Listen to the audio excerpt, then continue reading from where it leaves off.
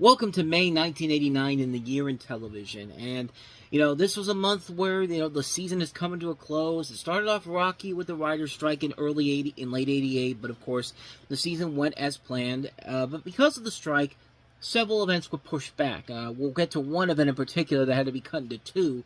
Well, we're going to have the second half of that, but, yeah, we have a lot of stuff to talk about here. Some notable shows going off the air, some pilots for shows that didn't get going, and some notable movies that came out, starting with our first movie here, because after all, it is May, and you know what that means. A new Marvel movie is sure to open up in any way, shape, or form in the month of May. So here's the big Marvel release of May of 1989. Banner wanted to end the running. He wanted to live in peace. You have to stop someplace. But once again, they made him angry.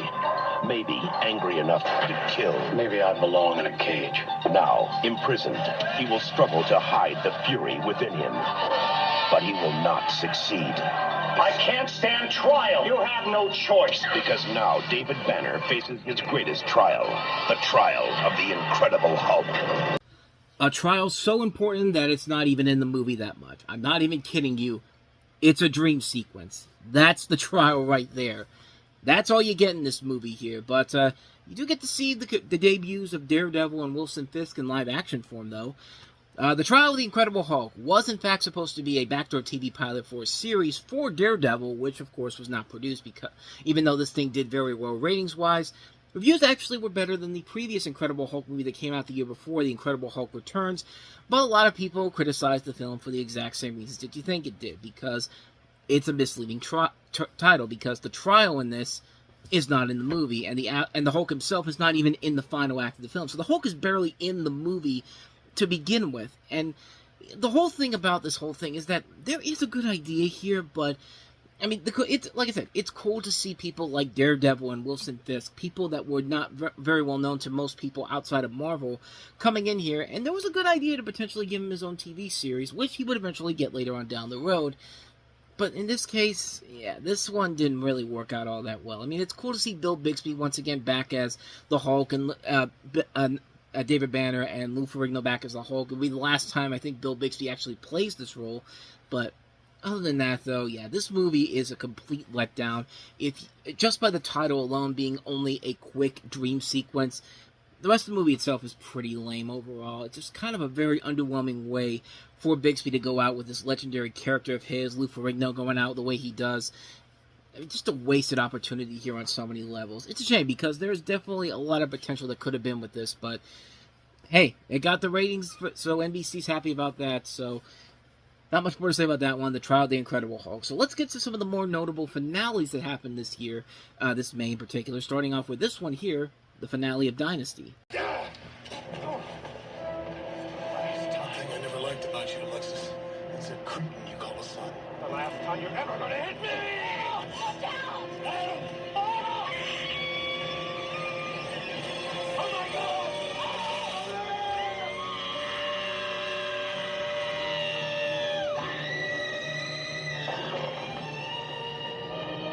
To be continued, never. The show was literally canceled after this, and at the time, they weren't even planning for this to be the series finale. This was supposed to be the cliffhanger for the next season, because they thought that, hey, the show's going to have legs overall, but ABC decided to take it in a different direction. But there would be a conclusion to Dynasty a couple years later with Dynasty, the Reunion, as a miniseries that came out a couple years later in 1991. In which it turns out that the woman that was shot in this, Christie, has awakened from her coma after 2 years and returns to Denver.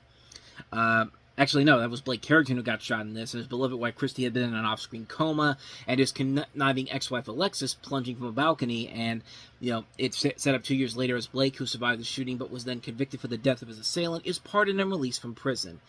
And like I said, this was a finale that was really not supposed to happen the way it was. It's like with the My Name is Earl finale. They were obviously setting up for another season, but of course that never happened because the show was canceled by NBC. Here's an example of that here in general. But at least Dynasty did get to at least conclude its run a couple years later. Not to the best success overall review-wise, but it did well ratings-wise overall. But hey, they got to finish off what they were doing here, and it's interesting. It's odd because Dynasty was a big deal back in the 1980s. There was that battle between that and Dallas as the top-rated show on TV at the time. during that decade, and for Dynasty to just kind of fade off into existence without really giving it a proper farewell.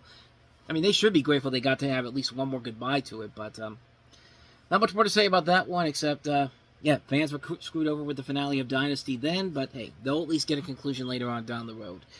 So, on to a pilot that came on.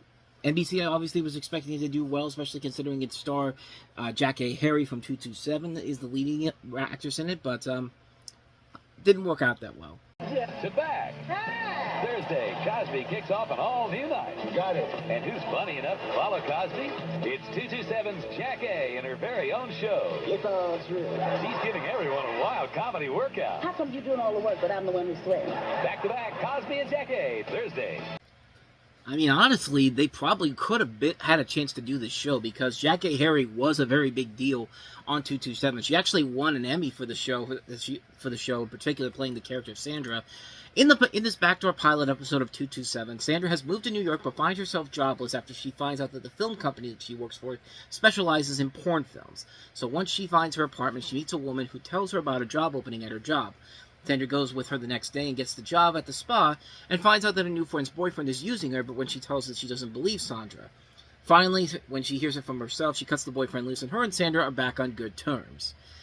And, yeah, like I said, the show it didn't get past this one episode in particular. It was written by Michael G. Moy, who would later go on to write, Toy Boat, sorry about that. He's the co-creator of Married with Children, of course. He's also written for 227 in the past, The Jeffersons, Different Strokes, Good Times. So he's done a lot of work before. And like I said, there really was potential with Jackee Harry getting her own TV series. I mean, it was at the point where she had left the show after season 4, but she kept returning as like a special billed guest star for season 5. I'm guessing that maybe 227 was supposed to end this season because the last episode has Kelsey Grammer buying the 227 that they're living in and wants to renovate it and throw all the tenants out. So I'm guessing that this was supposed to be the final episode of that show, though. But apparently the show was doing well ratings-wise, and they said, give it another season. So they did another season, and it ended up ending after that season in season 5 in 1990. But yeah, other than that, though, I think Jackee probably could have made for a very good leading actress in a TV series. However, unfortunately, it just was not meant to be, unfortunately. Probably should have given her a much better show to work with here, to really work with what makes Jackee Harry so good, because she is a really good comedic actress overall, and, you know, we've seen it in this show and also in Sister Sister. She's a really great actress, and she definitely deserved to have a chance to be in a leading role, and unfortunately, this one didn't really cut it overall, sadly, So let's take a look at some shows that were going off the air. Two of NBC's most iconic shows of the 1980s, ending within the span of a week. Starting off with Family Ties. NBC presents the farewell episode of America's family classic, Family Ties. I miss you very much. Of course, Family Ties was the show that launched Michael J. Fox into superstardom.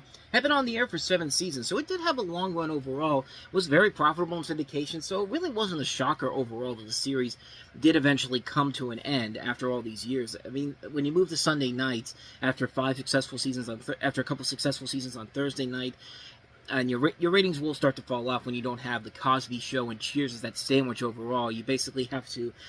I mean, you're leading off your own hour after Disney, and then you have a Day by Day, which followed after that. Yeah, and sadly, the show didn't. I mean, the show did okay for those 2 seasons, but like I said, Michael J. Fox's star power was at a pretty high point at this point here, and yeah, it was basically time for the show to kind of call it quits overall. I mean, it was a good run while it lasted. Like I said, 7 seasons is nothing to really be that upset about, and the show definitely delivered overall, and had a pretty good finale that kind of wrapped everything up in a nice package. And, yeah, great finale overall for that show. So, not much more to say about it, except, I mean, you all know Family Ties is a great show overall. But let's take a look at the other big finale from NBC, from an NBC 80s show, the most iconic of the two, and that is the final episode of Miami Vice.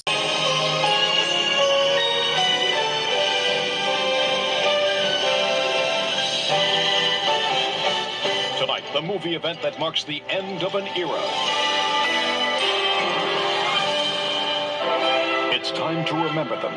Fun. As hotter than cool. I'm in it, if you are. Two lonely heroes You know we're suckers, Rico. in America's desperate battle against drugs. This one ain't no trip to Cleveland. Now, their final showdown. Probably suicide. As they say goodbye in a mystery of seduction and courage. You got it. And they've saved their best for last. The only family.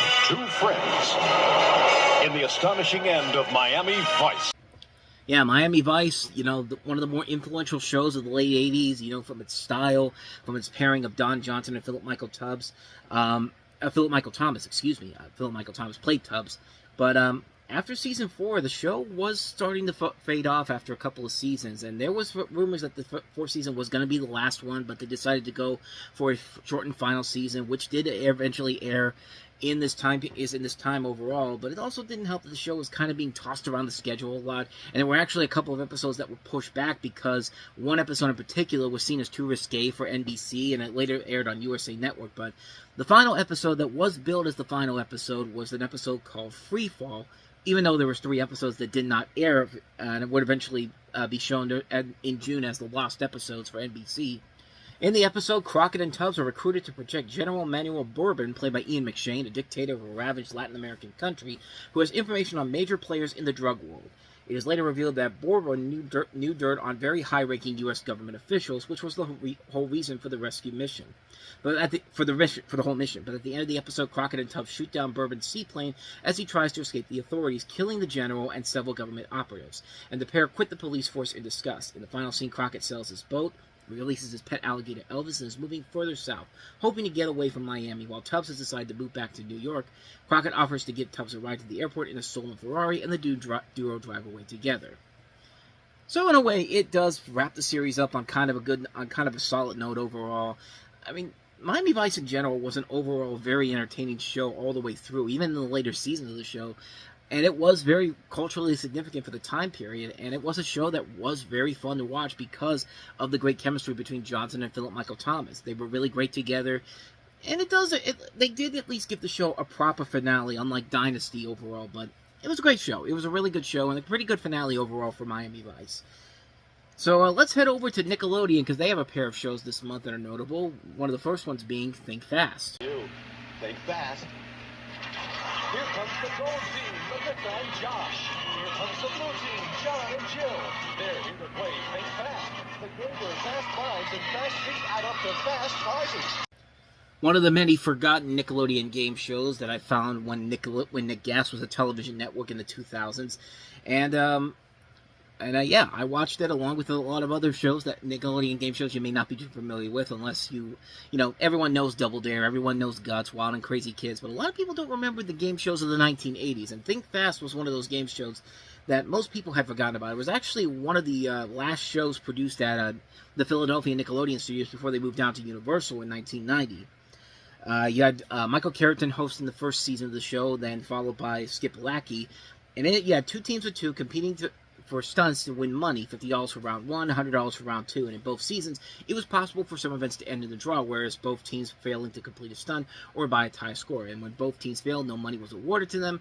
With a tie score, the money was awarded to them, and there was these events like the Brain Bender, where you had to solve a visual puzzle, and if you did, you won $200. If you solved it in the first round, and then another one was starting in the second half, still worth $200. If nobody ended up solving it, or if a tie occurred at the end of that game, a sudden death showdown was played, and the big reward was going to the locker room with 15 large lockers, each containing either a costume character that distracted the contestants by bombarding them with some messy surprises — it is Nickelodeon after all — or a number of themed objects like rubber balls, balloons, small pops with throughout, and yeah, it was a fun show. Like, it's Nickelodeon doing what Nickelodeon did so well back in the day with these game shows that were a lot of fun for the kids that they were targeting, and most importantly, getting messy was a pretty big deal, and it was a lot of fun to watch. And I remember watching it when it was on Nick Gas. It was a real good show, and yeah.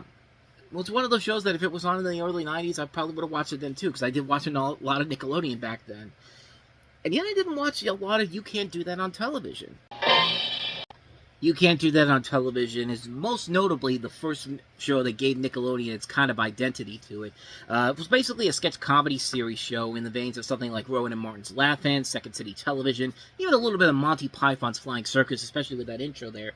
Ran on Nickelodeon for many, many years, and came back in 1989 for a brief period after being off the air in 1988. It introduced some notable people, including Alanis Morissette, filmmaker Patrick Mills, and TV producer and screenwriter Bill Prady, who of course has gone on to become known as the creator of The Big Bang Theory, as well as worked on shows like Dharma and Greg and The Muppets. And like I said, I never really watched the show overall. It was on, it was still on Nickelodeon when I was watching it as late as 1994, until it got replaced by All That, which pretty much was my You Can't Get It on television at that point. But yeah, never saw it before, and quite frankly, I really don't know why I haven't, because this seems like a show that I should have seen since I grew up with a lot of Nickelodeon back in the day. I don't know, as I got slime coming down all over me. In fact, give me 1 second. See, I at least remember that from You Can't Do That on television. Whenever someone says, I don't know, they get slimed all over them. I actually got this online after one of the Nickelodeon NFL games where they were giving this out. I think it might have been the Broncos-Rams game of 2022, but hey, nevertheless, hey, there you go. That's my little bit of remembrance of You Can't Do That on television, as I can't see right now, but let's go ahead and move on, if I can see through the next one here. Another show that ended its run after a successful run on TV, ABC's Moonlighting with Bruce Willis and Sybil Shepherd. It's the last Moonlighting ever, the most talked about show on television. The romantic comedy that won 6 Emmy Awards and 3 Golden Globes. And now it's time to say so long. You don't know, do you? No, what? You've been canceled. What? Join Dave and Maddie in a special all-new episode that promises one surprise after another. Oh, we gotta get out of What here. the hell's going on? You got kids? What? Find out what happens to Maddie and Dave in the farewell episode of Moonlighting, Sunday. Another one of those shows that was tossed around the schedule a lot in its final season. It started off the year on its regular Tuesday night time slot, and then they shuffled it over to Sunday night, where it kind of lost a lot of its viewers. And then it eventually led to the cancellation of the show, in which you have Annie's husband Mark arriving in town, and she wants to tell him about her and David, but David is unsure. Mark comes to believe that she is having an affair with Herbert. David engineers a scenario in which Annie catches him with another woman, prompting her to leave town with her husband. Herbert and Agnes get married, but the wedding ends in a brawl and everyone spends the night in jail, and Maddie and David learn that Moonlighting has been canceled when they return to the office, and it's in the process of being dismantled by studio staff. They confront a producer who tells them that romance is a fragile thing and that theirs is over. They rush to a church in an attempt to get married, but the priest refuses to marry them, and they are left alone to reminisce. And of course, the series ends with a montage of flashbacks. And considering the troubling production history behind the scenes, where Bruce Willis and Sybil Shepherd really did not like each other overall, towards the end of the show, there was a lot of friction between the actors and the producers. I mean, the show overall was still a really great show. It was a really entertaining show and very unique for the time. Most people said the show kind of fell apart once Maddie and David ended up getting together, and that's when the ratings downfall started to begin. But nevertheless, watching the show again recently, the show was pretty damn good. I mean, it's a very unique show for the time period. They took a lot of chances with it overall, and it made for a really, really fun show. And yeah, if you haven't watched Moonlighting, definitely give it a shot. They just put it on streaming recently on Hulu. I think it's on right now. But yeah, it's a great show. One that's definitely worth checking out if you haven't seen it already. See one of Bruce Willis's early big achievements overall. They work together very well. So Williams and Shepherd, even though they had a lot of troubles behind the scenes, the chemistry worked together on screen overall to make it worth it in the end. So yeah, it's a show I definitely recommend checking out if you weren't around to watch it at the time. It's definitely worth watching nowadays. So that is Moonlighting. Let's go ahead and move on to another show that came to an end, that actually began around this time. Excuse me, and that is the Hitchhiker. Tarpon months. You were nothing but a two-bit agent until I hit gold. You could be on top again, Eddie. This rock star would kill for another hit. The Hitchhiker on USA. An all-new episode, Saturday at 10. Dude has a look on his face just like, what the hell did I just do last night? This actually was a show that was originally on HBO for a couple of seasons from 1983 to 1987, and I always thought it was a series based off the 87 movie, The Hitchhiker, but no, this movie and that one's not the same. In fact, I just realized that's not even the name of the movie. It's called The Hitcher, and I know that because there was a remake in 2007. Dumbass being me, but Each episode is introduced and concluded by a mysterious wanderer known only as the Hitchhiker, and explores the foibles of humanity and its dark spirits. The title character was played by Nicholas Campbell from 1983 to 1984, and Paige Fletcher for 82 episodes. The show ran for 85 episodes. The title character was played by one person for 3 episodes in 1983, and then 82 episodes from the rest of the show's run. I mean, that is such a odd change of character, people who played this main character overall. But yeah, I don't really know too much about the show because I never really watched it. But Saban and the guys behind Saban Enterprise worked on this. Saban and Levi, who of course went on to make Power Rangers and Digimon. So there is that. But like I said, I've never seen the show, so I can't really say if it's any good or not. But hey, lasted for 85 episodes, so there's that. So with that said, let's go ahead and move back over to the big miniseries of the month with ABC's War and Remembrance, the final chapter. Began with the winds of war. Last November, the saga continued with the first chapter of War and Remembrance. Now, for 5 days in May, the conclusion of the most monumental motion picture ever made. The tragedy and triumph. Coming May 7th, the final chapter. No matter what happens, I'm going to survive. War and Remembrance. So like I said before, the 1988 Writers Guild strike forced ABC to split this up into 2 parts. They already had part one. They already had a part 1 of this miniseries set to air in the fall of 1988, and so they had to split it up. So the final half of this had to air in 1989, and unfortunately, the ratings for this were not strong overall. This thing cost over $105 million to produce and actually lost ABC about $40 million in the production, which ended up leading to the downfall of the miniseries, where the format faced decreasing lengths and ratings in the mid-1990s as a result of increasing VCR ownership and cable television.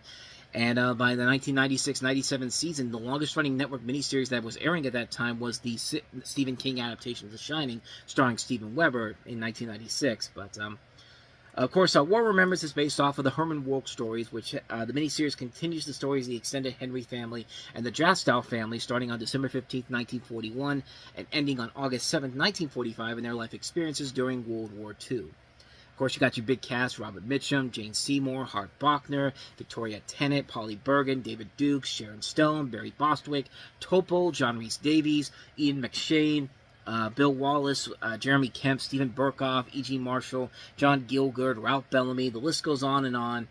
I never saw this miniseries in general. Not because I never wanted to see it or anything. I just never really had the time to do so. But like I said, War Remembrance, kind of a big deal in terms of the long-running miniseries formula that was working for so many years.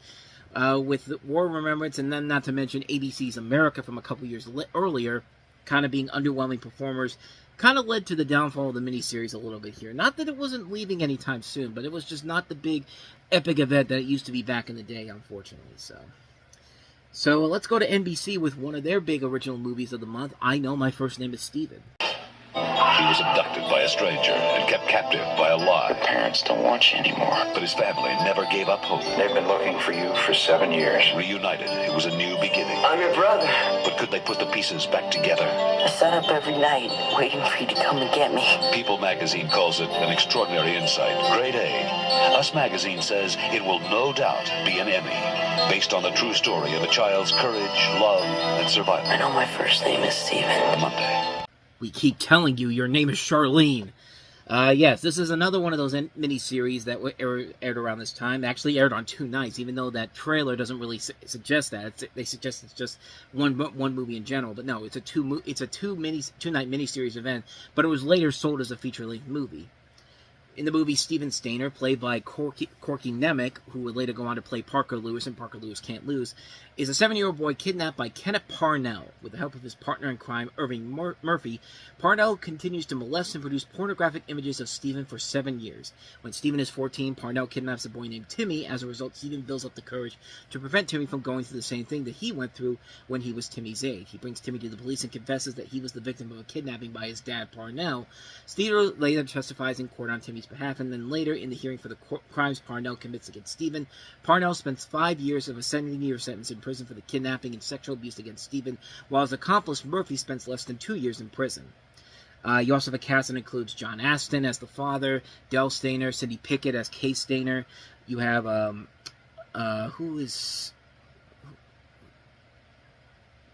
Arliss Howard playing Kenneth Parnell. He's actually uncredited for this, but you also have characters played by Stephen Dorff, Beth Grant, who are also uncredited for this, which I thought was really odd here, but, yeah, I like I said, I've never seen this before, but I only know about this strictly because of those promos overall, but, you know, but I will say this, though, the whole thing about, you know, it's going to be an Emmy. It was nominated for 4 Emmys, but didn't win a single one of them. In fact, I don't think it even won. I'll take that back. It did win a couple of awards. Parents' Choice Award for TV miniseries, and also a Young Artist Award for Best Family TV Movie Pilot or Special, which, boy, talk about a TV movie pilot or special for that. I mean, for family TV movie pilot or special, like, that is I mean, yeah, like, but, yeah, so there you go. With all that said, like I said, I really didn't see this one, so I can't really tell you if it was any good or not, but, I mean, it was successful. I guess it was successful enough to win a couple of awards, so there's that, but, so those are all the big TV special series and movies, but kind of like how the month ended last month with the death of a TV legend, we have to say goodbye to another TV legend this month, and that is, of course, Gilda Radner. You know, when I look at that tape, I can't help but think how great she was and how young I looked. Gilda, we miss you. I do apologize for the short video there, but that's the only version I can find online. But, you know, Gilda Radner passed away on this day due to cancer on May 20th, 1989, which is significant because, why is Steve Martin's talking about this? Because they were literally doing the dress rehearsals for the show, and actually she had died of cancer on that afternoon of the day of the broadcast. So whatever Steve Martin had planned for his opening monologue, he just decided not to do that and just basically made the tribute about Gilda Radner. And they showed a bit of the Dancing in the Dark sketch that they were in 1978, and G.E. Smith, who was Radner's ex-husband, wore a black armband throughout the live show. Gilda Radner, of course, died at the age of 42 years old. She had been dealing with cancer, and, you know, her last TV appearance was actually in 1988 when she showed up on Gary Shandling's show, and she was actually supposed to be on an episode hosting Saturday Night Live in the spring of 1988, which would have made her the first female cast member to host the show, but unfortunately the writer's strike forced production to shut down before the end of the season, and we never got to see what would have happened if she had come back to SNL and worked with that generation of people on the show. And like I said, it was a very significant episode to watch that, especially watching Steve Martin get teary-eyed, because this is something that literally just happened before they were about to go on the air. I mean, it's a tough thing to do when you got a show to do, and you got to deal with this major thing that happened right before you go on the air. I mean, it was a pretty big deal. It was a very somber way to end the season, but the show did go overall, and yeah, it was very heartwarming to watch that overall when you watch it in because I watched it in reruns. I mean, I would have been like 5 months old when this was on, so obviously I saw it later on when it was on Comedy Central, but yeah, just a tragic end to a really great career for Gilda Radner. Just a wonderful comedic talent overall, and we miss you, Gilda, every single day. So there you go. That's the end of another episode of The Year in Television for May of 1989. And we move on then to the summer of 1989, which, like I said before, with the TV season coming to an end, you're not really going to expect a whole lot of new things coming in the next couple of months, but you'll get some notable things. We'll talk about next time around for June. We have, of course, the NBA Finals and the Stanley Cup Finals. Thursday Night Baseball premieres on ABC, and we do have a couple of notable shows. Shannon's Deal, and easily the most successful of the shows that came out in that month of June, Tales from the Crypt, which premiered on HBO. So we will take a look at those on the next episode, so see you in June. If you like this, check out the video from last month, and see you guys next time. Bye.